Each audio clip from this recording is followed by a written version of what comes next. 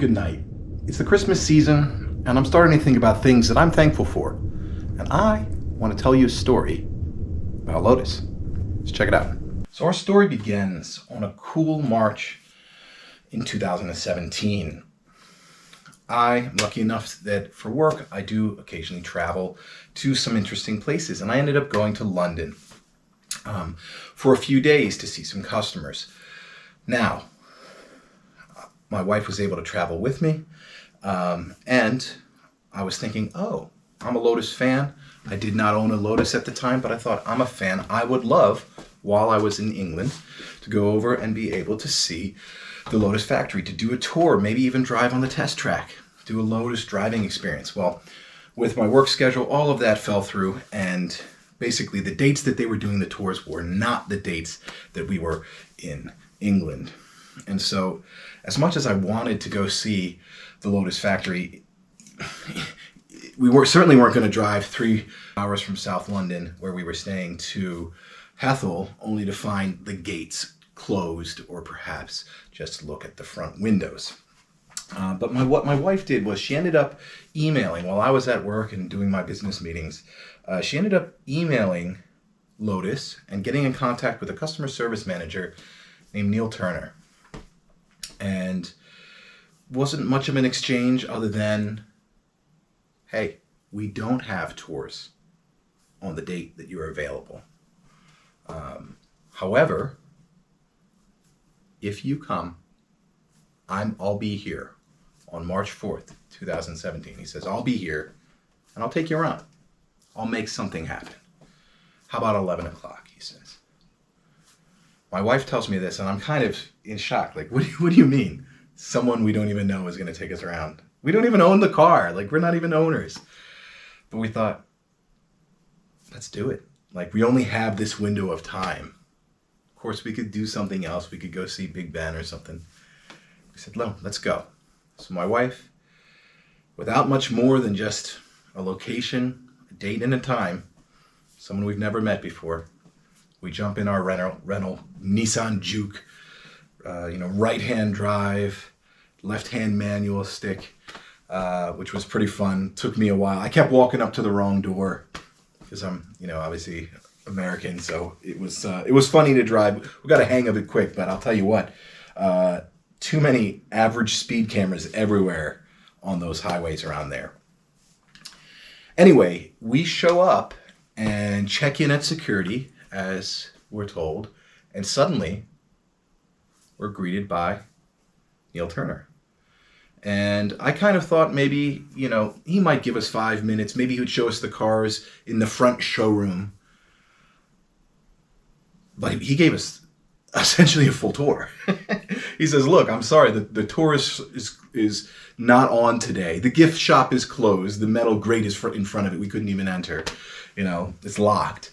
But he says, I can't take you on the official tour. I'm not an engineer. But I can take you through. We said, okay, yeah, that'd be great.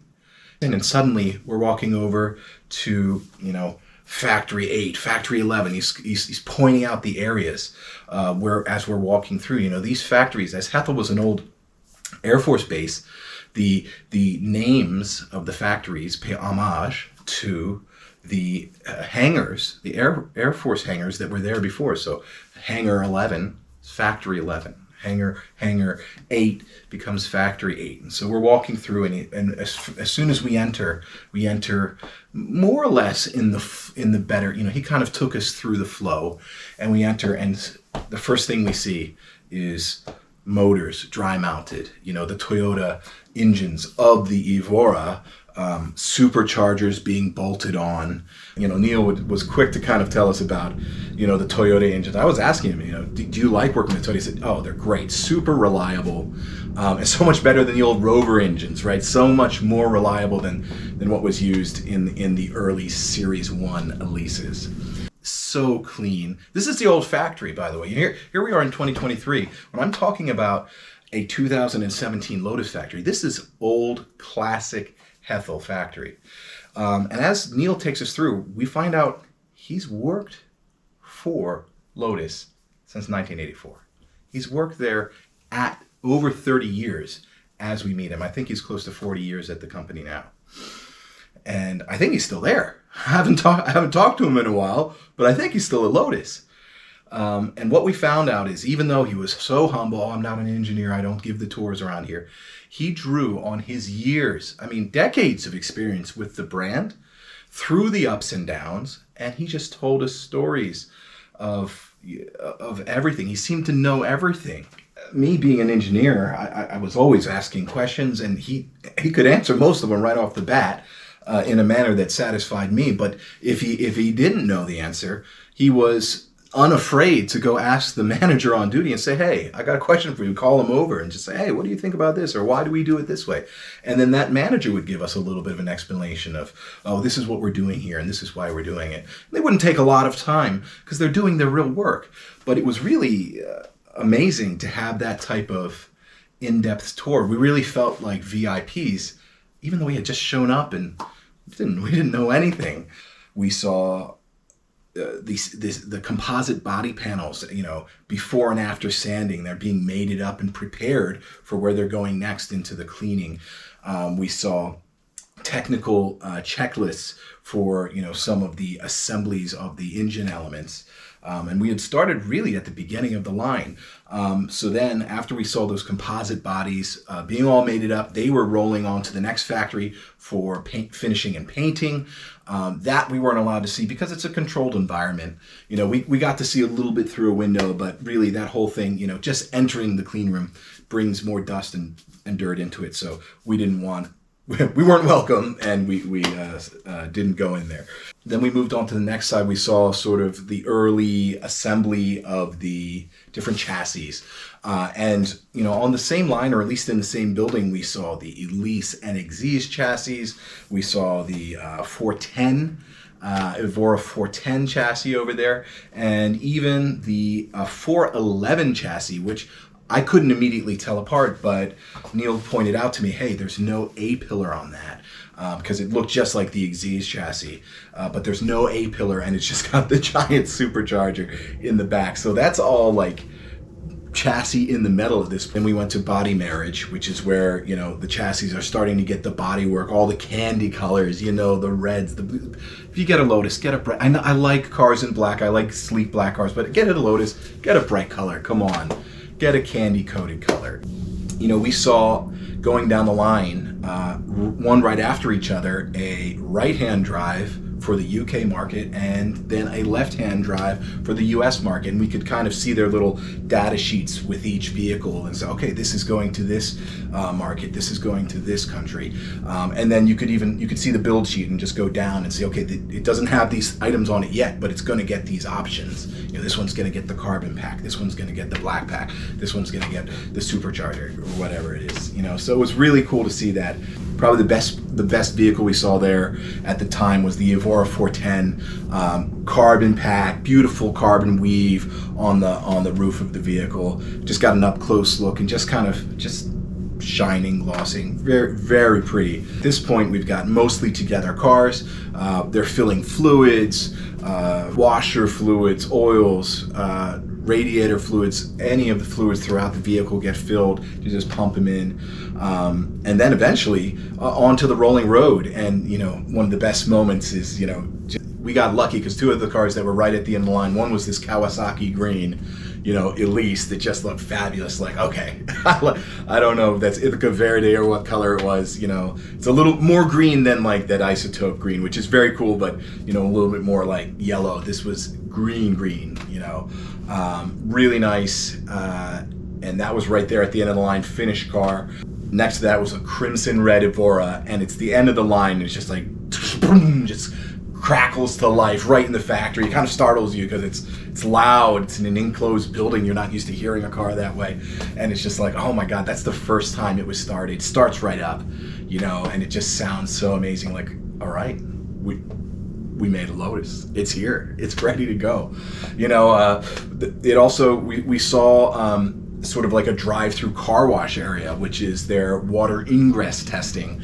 Under pressure, basically pressure washer shooting water at all the different angles. Does it enter the car? Does it leak through the windows? Does it leak through the roof? For the convertible cars. as we're walking factory to factory, you know, this is the time of the Jean-Marc Galais era, right? I mean, this is, you know, the CEO that is sort of trying to return Lotus back to profitability after all the nonsense that had gone on, and they're sort of almost bankrupt again. And, you know, they had just released the newest 411 and had done a couple of different options to try and bring money back in, and they had gotten Lotus back into the black ink. So they were being profitable, right? And they were, you know, preparing and for what eventually became the sale to Geely, you know. And it was just, you know, every time we passed someone, it seemed like they had been doing it for a while. It wasn't a large team of people at Lotus at the time, and they weren't churning out cars particularly fast, if I'm honest. But it did feel like there was a lot of care, a lot of pride in what they did. And the vehicles just looked amazing, you know, under the hoops of lights in the final inspection, you know, where the inspector is wearing the white gloves and just running their fingers down the car and just looking under, you know, the white lights that show any imperfection, anything that might need an additional buffing or like might need to be retouched. So we had shown up without really knowing much of anything. We had showed up at 11 by the time we had started the tours, whatever, a little after that. Basically, Neil Turner had taken an hour plus his lunch break to you know, it's an hour and a half now, to take us through the factory, and was the most humble and welcoming and friendly person that we could imagine. He was just amazing, you know. And just remember thinking, I wish I had pictures. They wouldn't let us take pictures because it's factory. I took some pictures of the test track, and after I had left, and I was then politely told by security to never do that again. I said, "Are you kidding me? I see this on Top Gear all the time, the Lotus test track." No, I'm not allowed to take photos of the test track at Hethel. Okay, all right, fair enough. So, you know, just as we're sort of saying our thank yous and goodbyes, Neil takes a moment and he says, "Oh, by the way, do you know about Lotus Classic Cars?" We kind of like, "Oh, we saw some sort of sign on the way in, you know." And he says, "Oh, well, do you want me to give him a call and tell him you're coming?" And we didn't have, I mean, this was our time. We didn't have any other plans for the day. We were already over the moon. We thought, okay, well, you know, go get a pint in the pub nearby. And he says, "Well, stop on there before you go. I'll call in." So he pulls out his phone as we're standing there, calls, says, "Oh, Clive, hey, thanks for picking up. Do you have a minute? Yeah, would you mind if I sent over a couple of friends from America? They're Lotus fans. They'd like to come say hi." "Okay, I'll send them your way." Okay. So we don't really know what to think. He says, "Yeah, just go in, ask for Clive. You'll be fine." And so down the street, not but 5 minutes, we find Classic Lotus, and we're surprised to be standing face to face with Clive Chapman. If you don't know, that's son of Colin Chapman. Here he is, running Classic Lotus cars, which, mind blown, right? Suddenly, standing in the office of Clive Chapman, he's finishing up with another customer. We've come uninvited, and he says, "Oh, what type of special Lotus owners are you?" He felt a little bit unamused to find out that I was driving a Corvette and a Volkswagen Golf at the time. Yeah, so he eventually put, you know, as we were leaving, he put quite a bit of pressure on us to fix that problem and buy a Lotus, and I'm happy to say, a couple of years later, we did, where I got my Evora.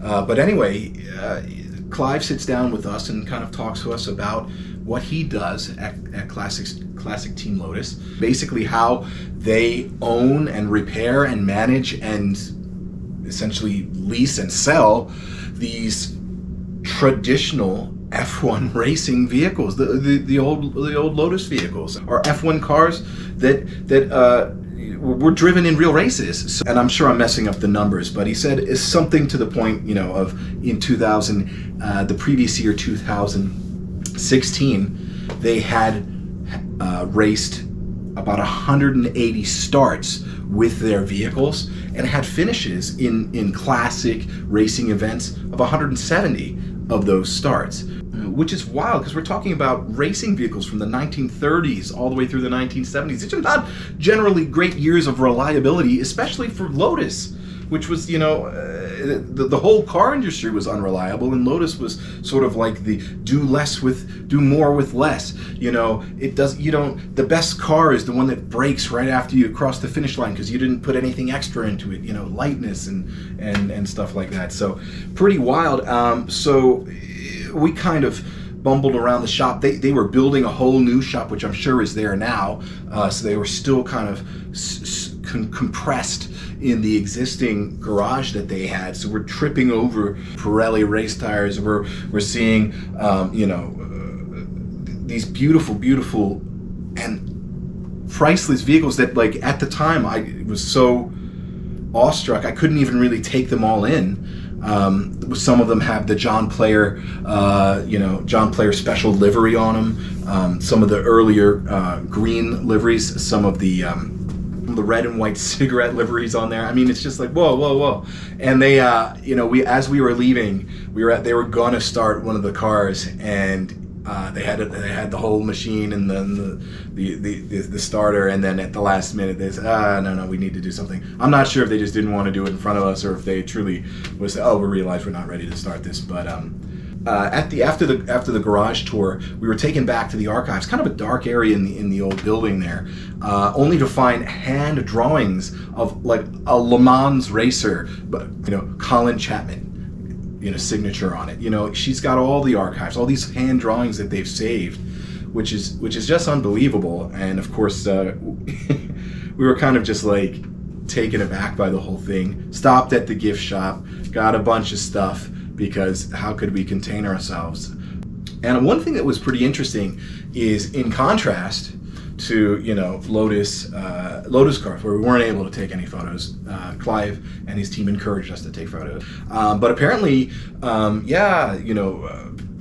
people with money, I don't know, not me, sheiks from the Middle East, I'm not sure, buy these cars, Classic Team Lotus, transport them to whatever racetrack they want, whether it's a practice session, a track day, or an actual classic racing event like Classic Grand Prix in Monaco. But yeah, if you've got a lot of money, go contact Classic Team Lotus and see if you can get a ride in one of their cars. Just being there in the presence of those vehicles was so cool, and seeing we had walked through kind of quickly, but because we didn't want to impose too much, but I would have loved to just get my hands dirty and help them, change a wheel, tighten a nut on here. Oh, look, I'm working on this old car. It's amazing. So all of that said, in this season of Christmas, in this season of thanks, I'm really thankful. Neil Turner really was such a wonderful ambassador to the brand, taking his own time. And we asked him about it. We said, almost to the effect of, why are you treating us like this? And he said, look, Lotus is a small brand made up of enthusiasts. And we appreciate that we don't have a lot of money for marketing. We don't spend a lot of money on marketing. And a lot of our brand growth comes word of mouth.